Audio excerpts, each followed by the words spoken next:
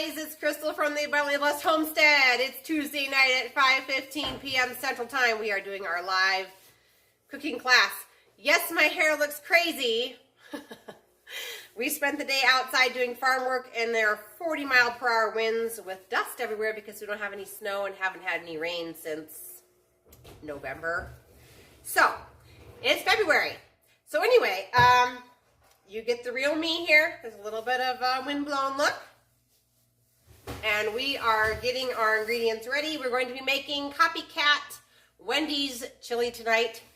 It is delicious. I'm going to be using my Instant Pot, but you could make this in a slow cooker right now with me, or go back after the show is done and make it in a slow cooker. Or if you are a few hours behind me and you want to do this on the stove, that's doable too. So just hang tight. We are going to finish getting the rest of the ingredients. Bree's rounding them up right now, some of them anyway. And don't forget, we do talk about the ingredients that you'll need for next week. It's delicious. We're going to be making waffle pizzas. They are grain-free, delicious, and a fast meal. So stick around for that. We'll be going over those ingredients at some point in time during the show tonight. So we are going to round up our ingredients. You guys chill. And we will get back with you guys in a few minutes. If you're watching the replay, you might want to fast forward. This might be a little bit boring waiting for us to get our ingredients. But anyway, we will get going here in just a few minutes. Okay, which ingredient are you grabbing, Bree? I'm trying to find honey. Honey, okay. It calls for honey? Oh, it does. Okay. That's right there in that big container. Oh. Okay, do you have onions? No.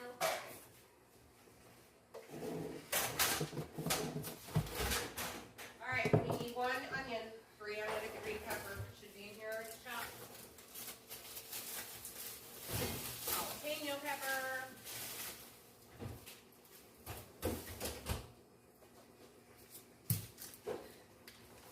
You haven't missed anything if you're jumping on. We're just rounding up our ingredients, okay? Alright, so garlic.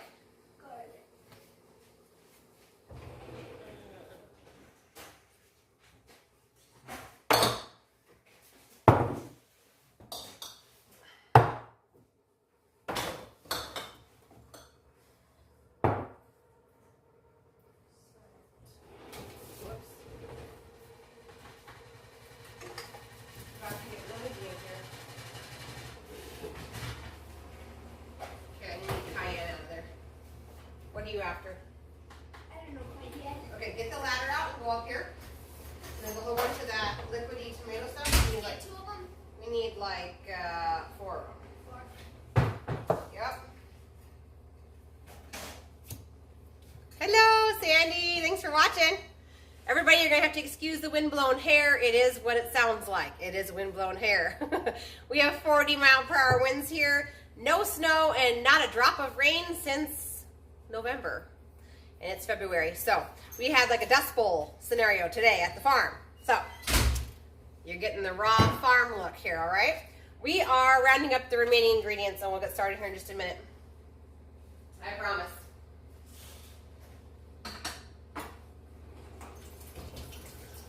Is this it? The smaller jars aren't in there? Well, there's lard. You put the lard in there. Oh, okay. I'll help you. Let me see.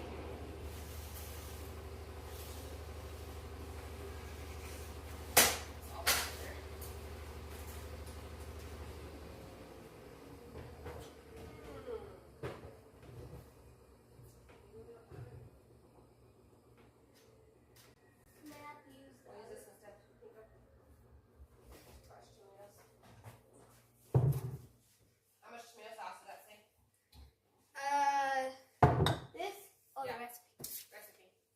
8 ounces, I think. 8 cups. That's tomato juice. 2 cans of diced tomatoes, 1 15-ounce can. So bring me back that tomato sauce, the one without the seeds.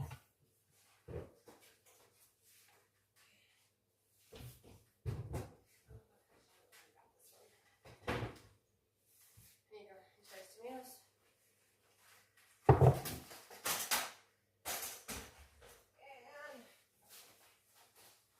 And it was 2 tomato sauce, 2 15 ounces, right?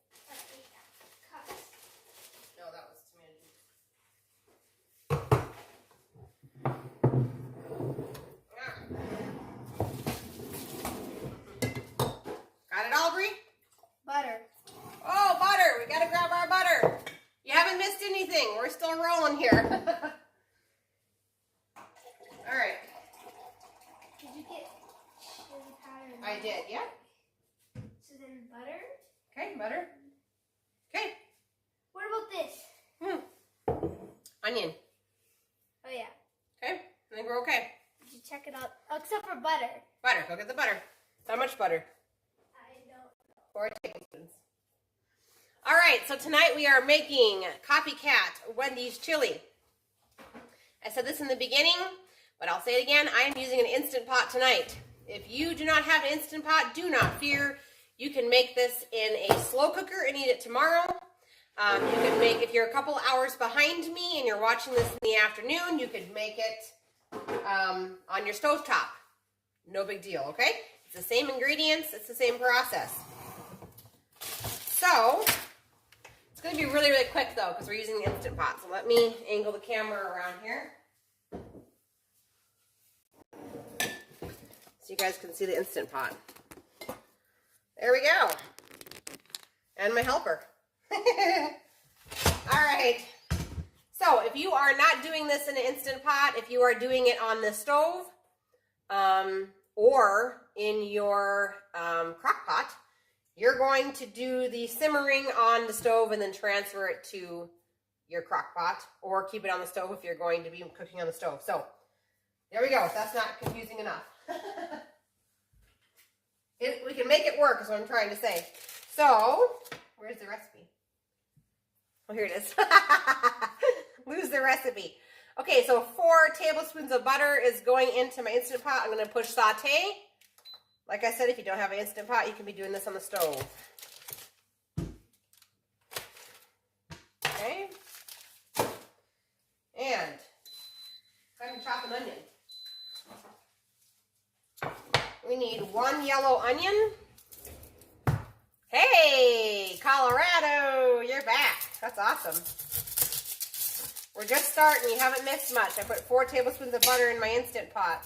If you don't have an Instant Pot, you can also do this on the stove top or in a slow cooker. Bree's back too. She finished her school today. Didn't ya? Yeah. What grade did you finish? 5th grade. 5th grade, done. Into 6th grade. I love your helper. My granddaughter loves to cook and bake. We love to encourage her talents. Oh, yes. I should be making you chop the onion, but I'll save your eyes. How about that? Why don't you go get the beef, and you can open it? It's over here. Sorry. Here. Grab a knife from over there and open it. We'll stick it into the Instant Pot. So we're just going to saute these ingredients. We've got 4 tablespoons of butter. We've got an onion, and in goes 1 pound of ground beef. My goal is to encourage Bree to keep going with this so that, well, I can get more help inside the kitchen. We have a farm here, and we try to grow a lot of our own food. So each year, obviously, we're going to have to grow more and more and more food as the kids grow more and more and more, right? So, anyway, we've got it? Yeah. Okay. In it goes. There we go. So anyway, the more I can teach the children, the better, because then it will take some of the pressure off of me. Okay, that goes in the trash. Wash your hands, girly. Okay, so we are waiting for this to saute. Yay, yay. We need a spoon. Do you drink kombucha? We do drink kombucha. I used to make it myself. And that's another thing that we need to teach the kids how to do. So our neighbor, my lovely neighbor, makes us kombucha and brings it over as like a treat for the kids. So that's very nice. But I don't make it currently right now. Do I know how? Yes, I know how to make kombucha. Including how to double ferment it and, you know, get all that nice flavor like you buy inside the store. Okay, so I'm going to add 1 jalapeno to the Instant Pot. What are the ages of your kids? Bree, how old are you? 12. 12, and then I have a 9, almost 10-year-old. Graceland's 6, and she's almost 7. Bethany's 5. Bethany's 5, and little William is 3. Got 5 kids. All right, that's one jalapeno going on in.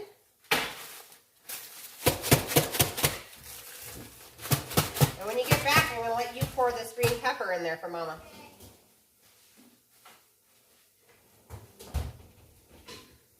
And then you can start mashing this up when you just open this and pour everything that Mommy just mashed into there.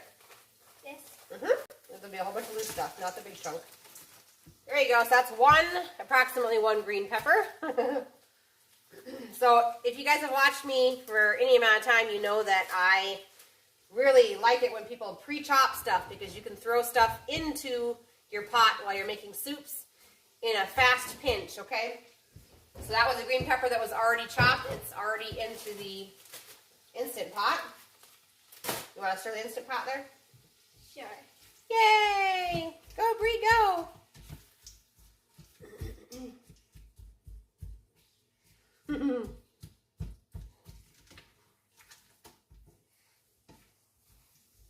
breaking it up? Yep. Okay. Nothing too exciting is happening, right?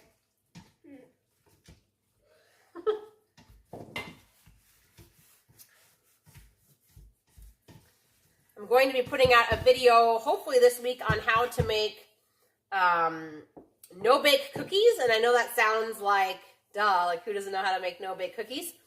But this is actually properly soaking the oatmeal so that you get rid of those, get rid of the phytic acid in it. And so they are nutrient-dense and absolutely delicious. So that'll be coming this week.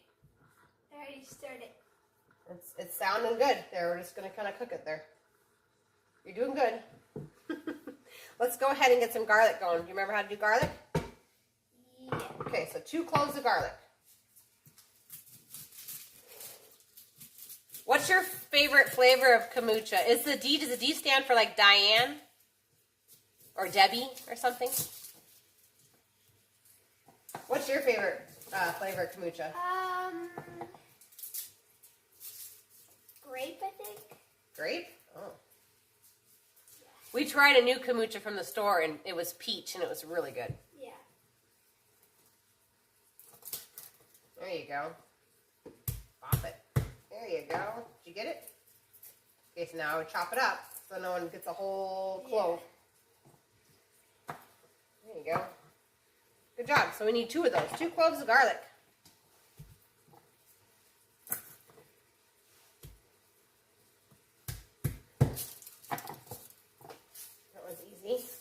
Right?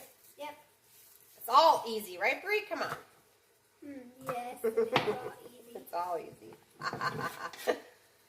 Okay, you want to start again? Sure.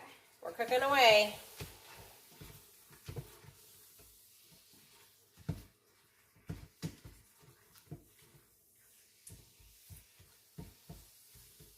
How's it looking? Looking pretty good. Looking pretty good. Okay. You keep cooking that. Now I'm going to take the people over to the dirty sink, and we're gonna rinse out some beans here real quick. All right, so no judgment, guys. Okay, I live here, so I have dishes, and I have 5 kids, so I have a lot of dishes. What we're gonna do is we're gonna go ahead and rinse out the beans that go into the chili. So I've already rinsed these. These are the Pinto Beans. We need 3 cups. These have been soaked and or fermented. So we just need 3 cups to go on into there. See if I can get a container.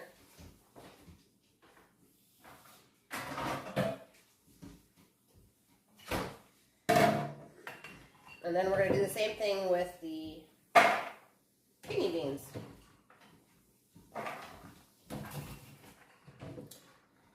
Somebody did ask on the channel about the coloration on the pinto beans disappearing when you ferment them. Yes, they do.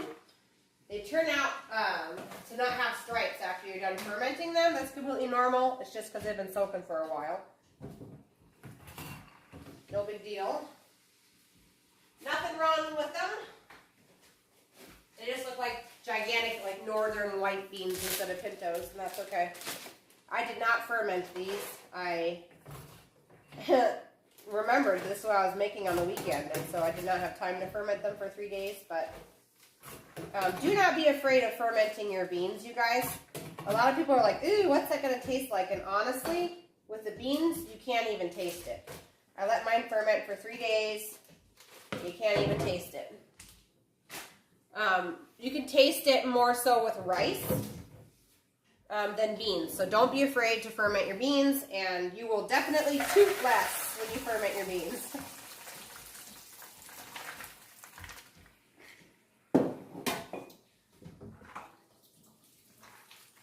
I'm just rinsing them off with filtered water.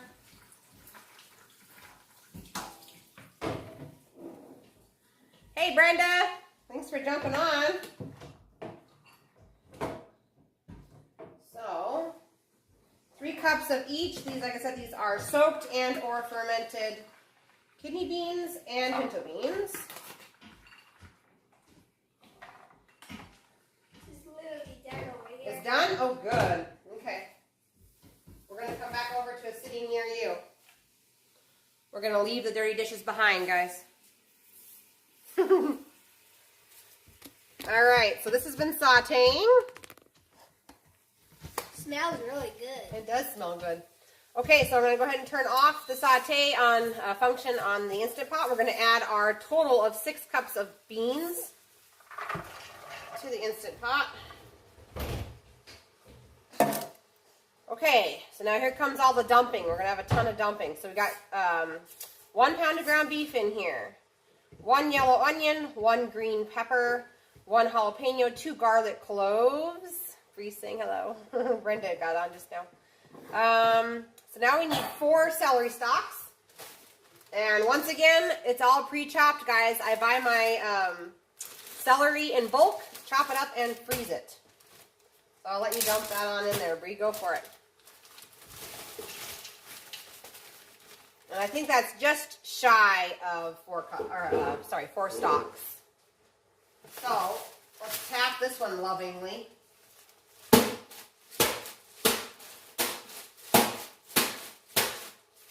They don't make plastic bags. Brenda says hello. Hi. They don't make plastic bags the way they used to, and so I have to be really careful when I'm tapping them because they burst open all over my floor. All right, that one's done. That is 4 celery stalks. Okay, so now we are going to start dumping stuff in like crazy. So we've got 2 15-ounce cans of tomato sauce. You know how to do that. And then 8 cups of tomato juice. I've got my homemade, like, crushed type tomatoes. That's what I'm going to be using tonight. If I can get it open. Nice tattered lid seal there. Woo, that was splashy.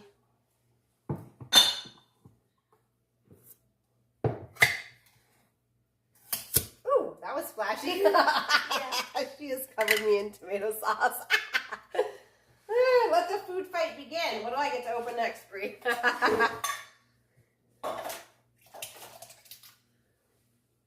Okay, so that was 8 cups of tomato juice or crushed tomatoes and 2 15-ounce cans of tomato sauce. Now we need 1 15-ounce can of diced tomatoes. Uh-oh, gotta get out the thing to open up the diced tomatoes. It's an old lid, which means it's been on the shelf since, when? 2019. Oh, do it from the other side, babe. So you don't stab yourself. Find where there's a lip. Oh. Yep. Right there. Try that. There you go. In goes the diced tomatoes. Okay. Now what? We got seasonings. So 1 tablespoon of honey. And then Bree, I'll let you do the other stuff. Oh, we gotta find the cumin. Can you go in there and find the cumin? Is it this? No, that's cayenne. Cumin. Cumin. Should be in there. Okay, 1 tablespoon of honey. This just takes like just a tiny bit of the acidic bang of the tomatoes off. Cumin. There it is, sugar toots. Okay, we need 1 tablespoon of cumin, Bree. Can you get it? No? Here. Sure. okay. All right, where's our spoon? Did you put it up there? Or in here? Oh, here. Ooh! Found it? Oh, yay. Okay, so 1 tablespoon. 1 tablespoon of cumin. You could do this, do 2 of these. Okay. 2 halves. All right, Bree. There you go. Then, do you have a big tablespoon? Did we find one? Oh, I think I washed one. There you go. Okay, so then this is chili powder. We need 3 tablespoons of chili powder. Okay.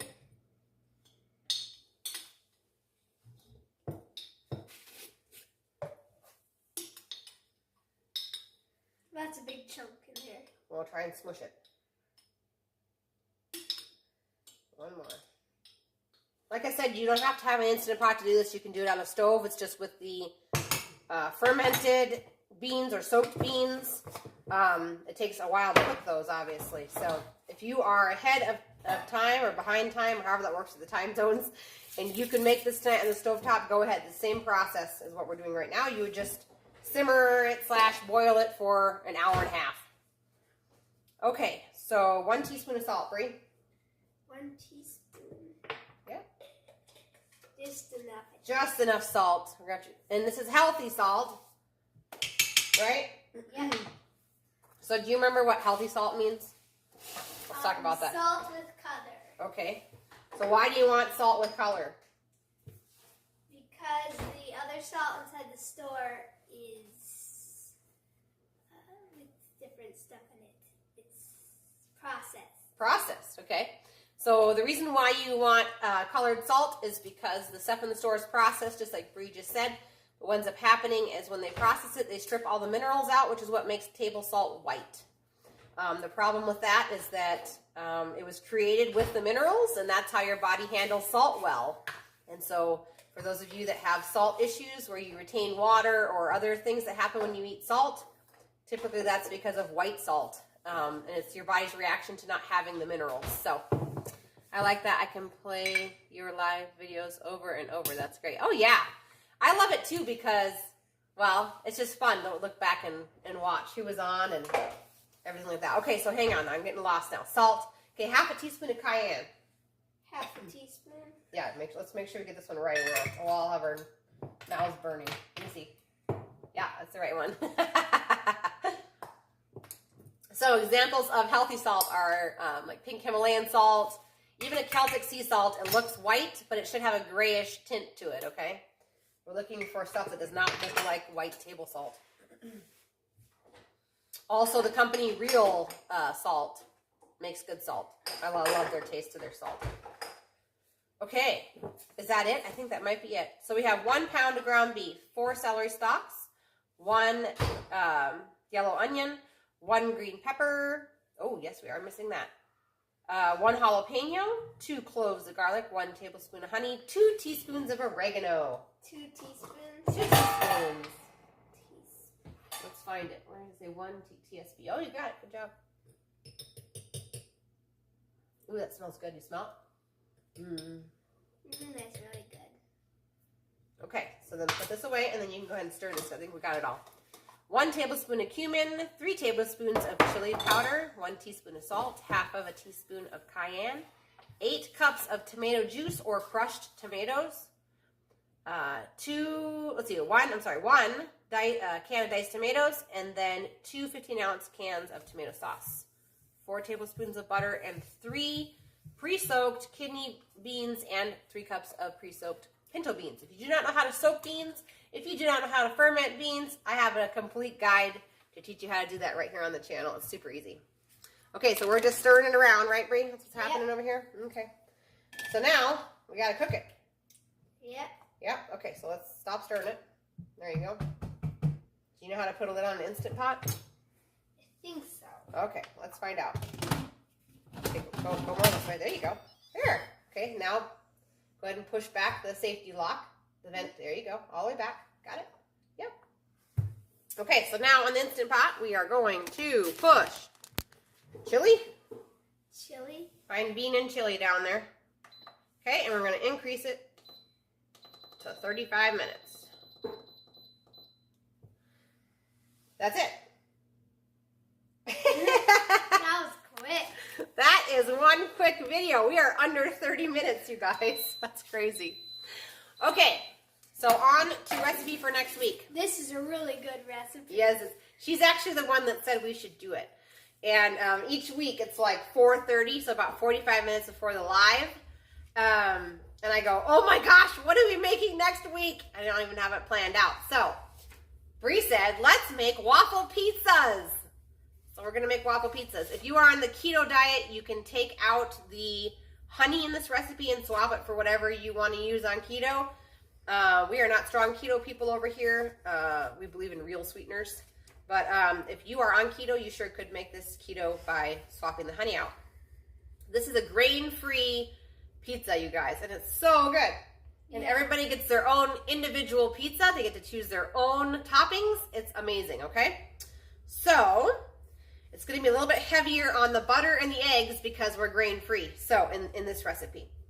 So you need, this is for 7 people to have each one of their own individual waffles, an 8-inch waffle iron. So it's like a, what do you call it? A Belgian waffle size. Has like the 4 quarters to it.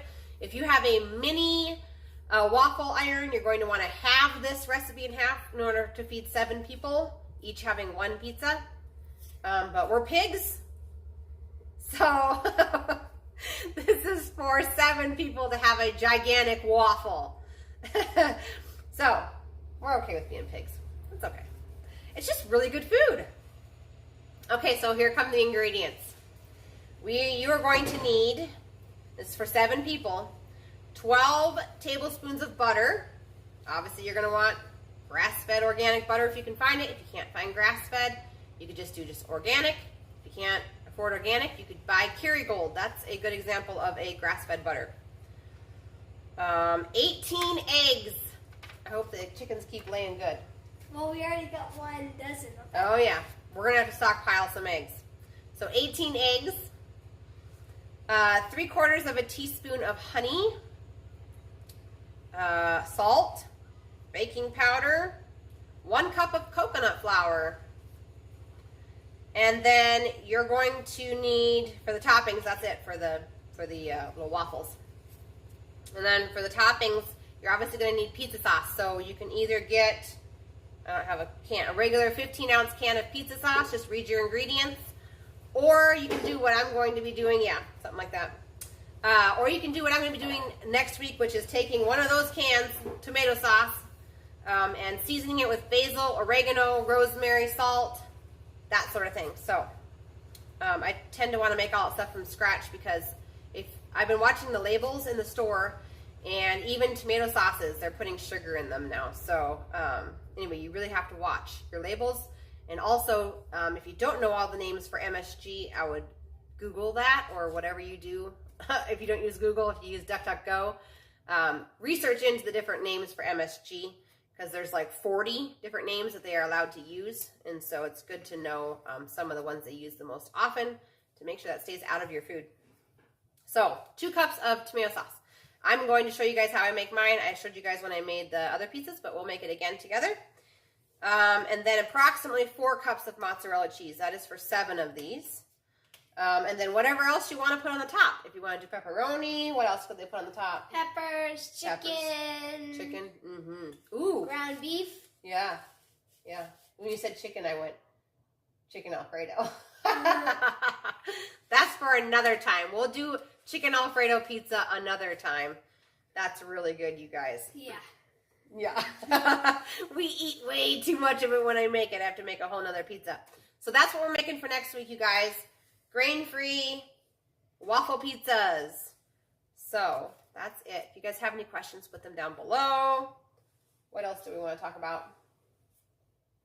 I don't know. You don't know. Okay. Oh! Oh. Remember those feather nests that we made? Great. Oh, tell them about it. Well, this is a really great thing for chickens. Yeah, tell them. Mm-hmm. So then they don't kick out straw. Yep. You just, when you butcher chickens, you take their feathers and you put them inside bags and let them dry. And then you take them out of the bags and put them inside the nesting boxes. Okay. And they haven't kicked any feathers out. Yeah, it works, and it's like a product that, well, and the chickens can eat the feathers as well. And when it's winter, usually your chickens go through a molt, and they can eat the feathers as a protein source. So that helps to pull them out of their molt. So it's like a multi-purpose thing. I saved them because I didn't really know what I was going to do with them. And I thought maybe about putting them in the nesting boxes, but like didn't think it all the way through. I just couldn't see like burning them or something like that, so we just kept them. Yeah. So that's a good idea. Anyway, so if you have chickens and you butcher your own chickens, keep those feathers that have a use. You can use them to pad your nesting boxes for your chickens, and it makes them super happy. Yeah. Okay, cool. Is that it? Pretty much. Okay. Well, that's all there is to it. I'm not going to stick around for another 35 minutes because this thing's got to come up to pressure, and then it's got to cook, and then it's got to come out of pressure. But it's really, really good chili. Tastes just like Wendy's chili. It's super good and nourishing because we properly prepared those beans. Yeah. Yeah. So that's all there is to it, you guys. Thank you so much for jumping on. I'm so glad to see some of you guys coming back. Sometimes I wonder if people make comments and then I don't see any more comments anymore for a couple months, and I'm like, oh no, where did they go?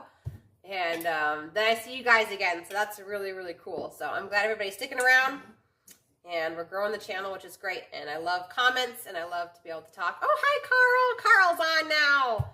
Right as soon as I'm getting off. You'll have to go back and watch the replay. It is a quick meal. It is still cooking into the Instant Pot, but you sure could do it in a crock pot or in, Bree says hello. Hi. Hi, Carl. Anyway, you could do it in an Instant Pot. You sure could do it on the stove, or you could do it in a crock pot. So anyway, thank you so much for jumping on, Brenda, and everybody else. I don't know what your first name is from Colorado, but thank you for joining us. You were here last week as well. So, I think that's it. I'll see you guys on the next video. Yeah, for sure. So, okay, clear it up, because I want to call you, is it Gayo as your last name? D. Gayo? Gayo? Gayo? Like Hispanic? What's your first name? Is it Diane? Let's see if she comments. Do you water glass your eggs with hydrated lime? Yes. Yes, I do. I bought it from Azure, but I'm sure you could get it from the hardware store. I do. I had, oh, Daniel. It's a guy. It's a dude. Daniel. Sorry. I just assumed you were a girl. That's horrible. Now I'm going to blush. You made me turn red. Daniel. Okay. Daniel, thank you for watching. All right, so Carl, yeah, so I do water glass my eggs. I've been trying to figure out what happened. I'm pretty sure I figured it out. I had 3 huge 5-gallon buckets of water glassed eggs from this last spring, somewhere around like 300 eggs. And I just noticed like the first bucket was on the top, and I started going through it, and the eggs and everything were fine. We've eaten all of the eggs without being sick, except the first bucket was horrible. There were all these cracks in the eggs. It looked like the eggs had exploded from the inside out, but like not completely exploded. They looked like expansion cracks. And so what they say is if the inside of the egg has been exposed to the hydrated lime, then that egg you cannot eat. So I lost probably half of my bucket of like 100-some eggs due to that. Then we moved down a bucket inside the stack, and that one had less. I probably lost, I don't know, 2 or 5? 3 dozen probably. Maybe. Yeah. And then the bottom bucket, which is the closest down to our concrete, on the concrete floor, that one I've maybe lost 10 out of the whole bucket of 100. And so I was talking to my neighbor about it, and they did it with their eggs last year as well, but they stored them into the basement. We don't have a basement here. We have a slab on grade, slab on grade off-grid scenario. And so our slab is what maintains the temperature in our home. And so because this building has my kitchen and everything in it, gets hotter in here, and like the fluctuations are quite up and down. And so what he had suggested was that maybe the eggs, the fluctuating temperature had made the eggs expand and contract until the shell cracked, but like it didn't explode. So Anyway, if we get in our root cellar this year, I'll probably put them in there. And then if we don't get in the root cellar, I got to think about where I'm going to store them because it does work really, really well. But, and it was an amazing way to preserve eggs. If you know a farmer next to you that you buy eggs from, and you can get a good deal on them inside the spring when the farmer has like a whole bunch of extra eggs, and you know that the farmer has not washed the eggs, then you can water glass them, and then you would have eggs like food storage pretty much.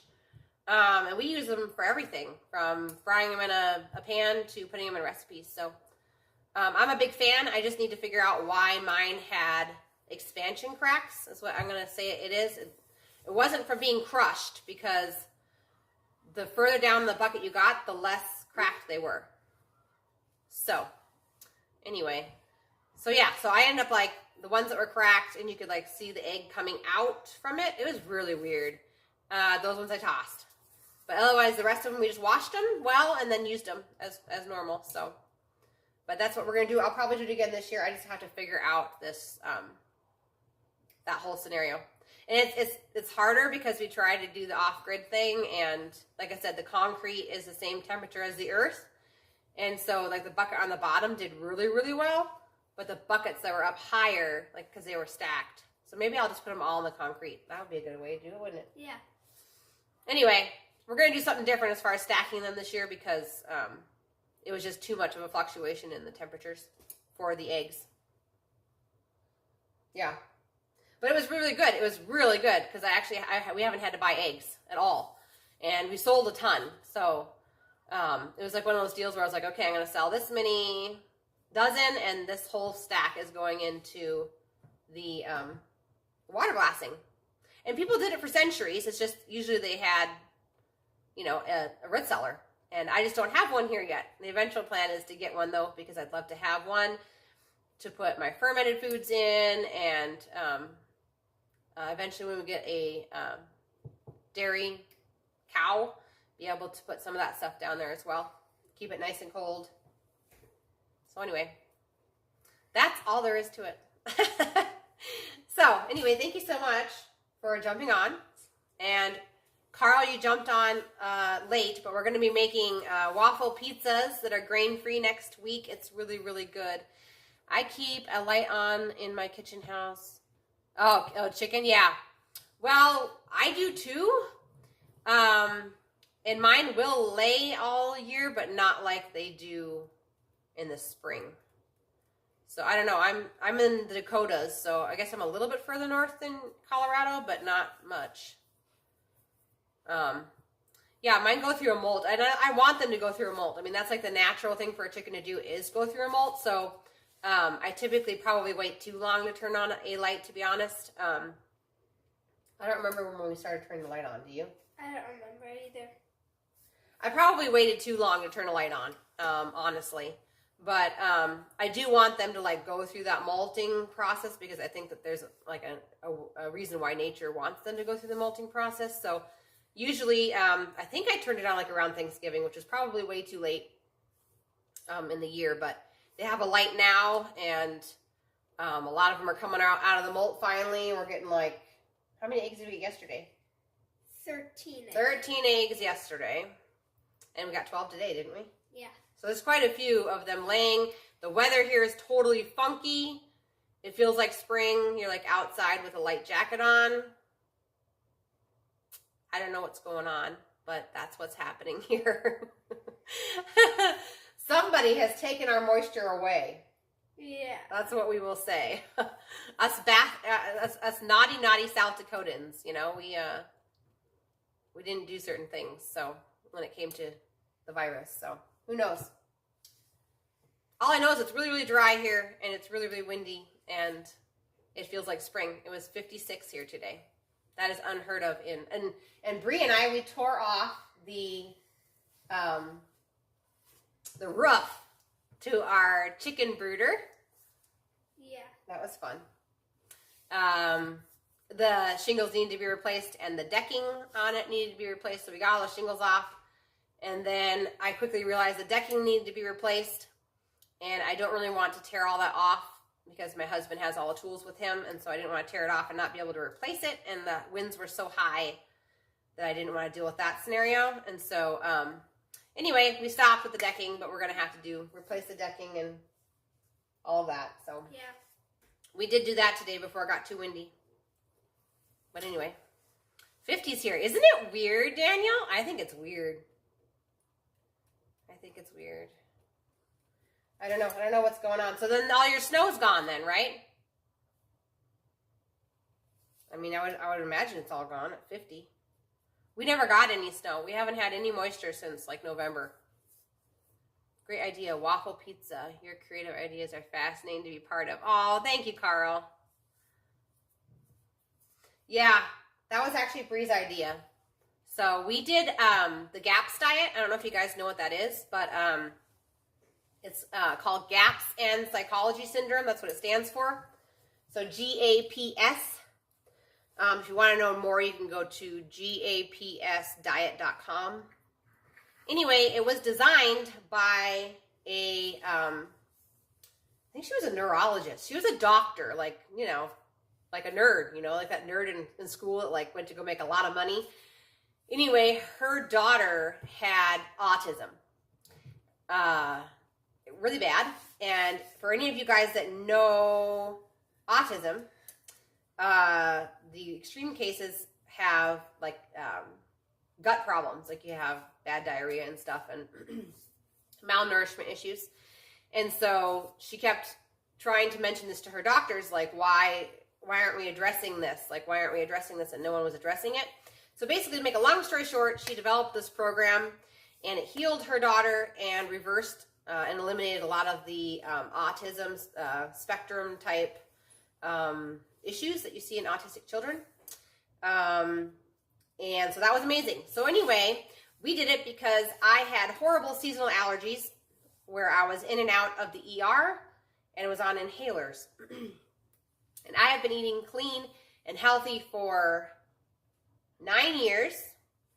And I just was angry and thought, why am I not healthy? Why am I in and out of the ER on breathing treatments and inhalers and told not to go outside? Yeah, that's going to happen with someone who grows their own food.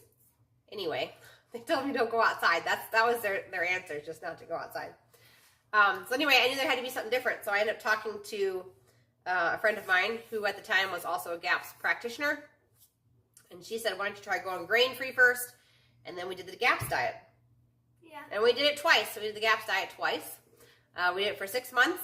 And in that 6 months, we had amazing things heal. We had, first of all, 2 weeks into the GAPS diet, I threw out my medical inhaler.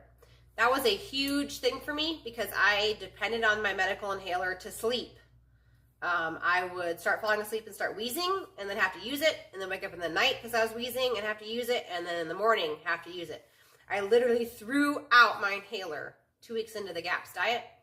It has been, how many years? 5 years since our first round on the GAPS diet, and I have not had a single allergy pill, a single inhaler, a single breathing treatment, nothing at all. And why that links back to that is because your allergies are a sign of a poor gut. So anyway, we did the GAPS diet. We did it for 6 months, and then I got pregnant, and you can't do it while you're pregnant or breastfeeding. It is a huge detox, you guys. And what ends up happening is you go through a huge detox period, and then you start rebuilding and healing and sealing your gut lining, and then rebuilding the gut flora. So it's like a whole body overhaul. If you need to lose weight, you will lose weight. If you need to gain weight, you will gain weight. We had all sorts of things heal, though. I had my allergies heal. I had a rotator cuff injury on my shoulder that I never went into the doctor. I probably should have. That heals. I have full use of my arm. We had enamel on teeth heal that was never supposed to heal. We had gluten intolerance, gone. We had lichen stratus, which is a weird rash that goes up your arm, gone. We had, I think my husband lost 40 pounds. That was crazy. This is like changing nothing but what you're eating. And it's just a temporary diet, but it's for healing. I'm trying to think of what else we had. It's crazy. Oh, so when I had Bree, I had a C-section, and they didn't do epidurals at this particular hospital. They did spinals instead, which is basically, instead of having a tube that constantly runs into your back, you have like injections that they have to keep giving you. And I never healed from mine. So I fast forward, how many years would that be? 6 years or 7 years after having Bree, my hole was still leaking. So I had to like live in a Band-Aid, and it would leak spinal fluid out of my spine. And basically, I would have days where I'd be dizzy. I had days where I didn't feel very good, and it's just from the loss of spinal fluid out of a hole in my back that never healed. So anyway, that healed on the GAPS diet. It finally healed. It like grew skin. It wasn't a scab anymore. It grew skin, and it was amazing. Totally healed. I was not expecting that. But the basic science behind it is, if you have an injured gut, food allergies, schizophrenia, bipolar disorder, ADHD, ADD, autism, all these things are all linked back to the gut. Allergies, food intolerances, I don't know if I said that already. It's all linked back to the gut. And so this whole program totally heals and seals the gut. And it's just temporary. The first time we stayed down at 6 months. The second time we stayed down at 12. We did it a second time because I felt like when we dropped off the first 6 months and went back to a normal Nourishing Traditions type diet, we had quite a few fungus and yeast activities, sort of rashes that were taking place on everybody. And so we wanted to address that. And so we went ahead and went back for a whole nother year. And we're all doing great. We're all doing great. And we were doing great before. It just felt like when we did the second GAPS diet again, we got to speed through all the hard stuff and then just enjoy the end of the diet, which is a lot of really good food, and just like complete healing, if that makes sense. So anyway, I don't know how I got off on that tangent, but I did. Anyway, looking forward to next week's waffle pizza. Oh, it's going to be so good. Oh, that's how I got off on the tangent. Carl, you're reeling me back on in. So I have a ton of grain-free recipes because we still eat grain-free every now and then. Usually I try to keep breakfast grain-free, just to kind of take a load off of the gut as we're easing our way back into a normal Wise Traditions diet. So that's why it's grain-free next week. If you have a regular waffle recipe, a sourdough waffle recipe, you sure could use that recipe and put toppings on top, but we're going to make grain-free next week. Look into Dr. Joel Furman G-bombs. I don't know what that is.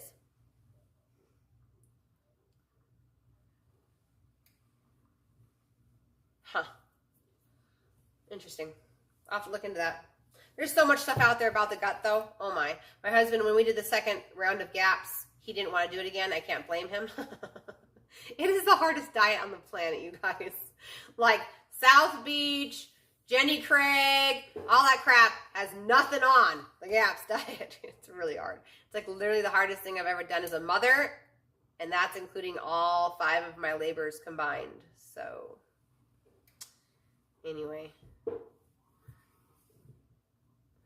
So that's it then, I guess. We just went off on a tangent. All right. Well, thanks for sticking around while I talked everyone's ear off. But if you guys are interested in that diet, you sure could look into it. I know on YouTube, the creator, which is Dr. Natasha McBride, she does have free presentation videos here on YouTube that you could look into the GAPS diet. Like what does it heal? How does it work? All that. G-bombs. I'll have to Google, or probably not Google, I don't do Google anymore, but I'll get on DuckDuckGo and type in G-bombs and I'll see what you're talking about. So, anyway, cool. Well, thank you so much for sticking around, everybody. And this is still going. We're still not up to pressure. So, it's going to be a while before dinner is done. See, it's still just on down there, but that's okay. We got time. Anyway, all right, guys. I'll see you guys next week for making waffle pizzas. Thank you so much. Green beans, onions, mushrooms, berries, seeds, lifestyle change. Yeah, it's all about a lifestyle change. That's what it's about. I know a lot of people that could really, really benefit from the GAPS diet, but if you reboot your body and then you don't change what got you there, then there's no point in doing the reboot.